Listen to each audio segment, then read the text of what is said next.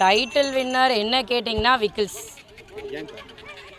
ஆக்சுவலாக எல்லாத்துக்கும் அவர் வந்து தகுதியானவர். பேசுகிறது, தன்மை, ஒருத்தங்களை ஹர்ட் பண்ணக்கூடாது, அவர் கேங் குரூப்பிசம் எவ்ரிதிங் எல்லாமே இருக்கும்.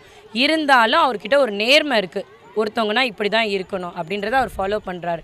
ஏன்னா பாரு, வியானா எல்லாம் அவரை வச்சு சூப்பராக இந்த பக்கெட் கேம் வச்சு ஒன்று ஆடினாங்க பார்த்தீங்களா, நடு ஹாலில் தூக்கிட்டு வந்துச்சு. அதனால அவர் அப்போ கூட உண்மையாக இருந்து நான் தான் தப்பு பண்ணிட்டோன்னு எல்லாக்கிட்ட சாரி கேட்டுக்கிறேன். ஸோ டைட்டில் வந்து விக்கில்ஸ் தான் வருவார்.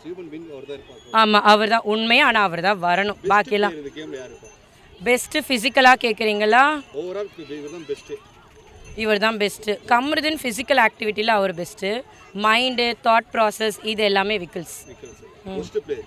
பாரு பாரு பாரு அண்ட் சாண்ட்ரா ஒரு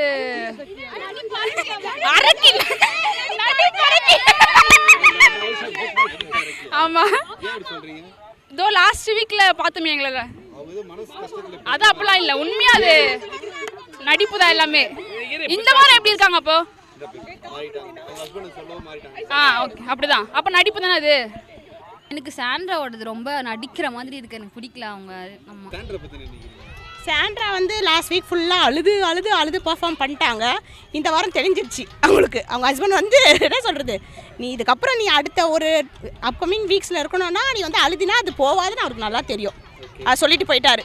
இல்லை, ஒன் சைடு விக்கல்ஸ் விக்ரம், இன்னொரு சைடு வந்து கானா வினோத். இவங்க 2 பேரில் யாராச்சும் ஒரு ஆள் என்னோட என்ன சொல்கிறது கணிப்புப்படி கண்டிப்பாக இருப்பாங்க. ஷோர். ஷோ நல்லா தான் போகுது. பட் ஆனால் என்ன சொல்கிறது, முன்னாடிலாம் குழந்தைங்க பார்க்குற மாதிரி இருக்கும், இப்போ அந்த மாதிரி இல்லை. என்னோட ஃபேவரட் வந்து விக்கல்ஸ். யார் ஜெயமா? விக்கல்ஸ் விக்ரம், அவர் ஃபேவரெட்டு.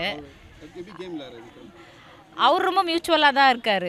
எந்த டைமோ பார்ஷாலிட்டி எதுவும் பார்க்கறதில்ல. அவர் நல்லா தான் விளையாடுறாரு. வின் பண்ணுறது விக்கல்ஸ் விக்ரம் வின் பண்ணால் நல்லா இருக்கும்னு எனக்கு தோணுது. சாண்ட்ரா வந்து அவங்க ரொம்ப ஓவராக எக்ஸ்ப்ரெஸ் பண்ணுறாங்கன்னு தோணுது.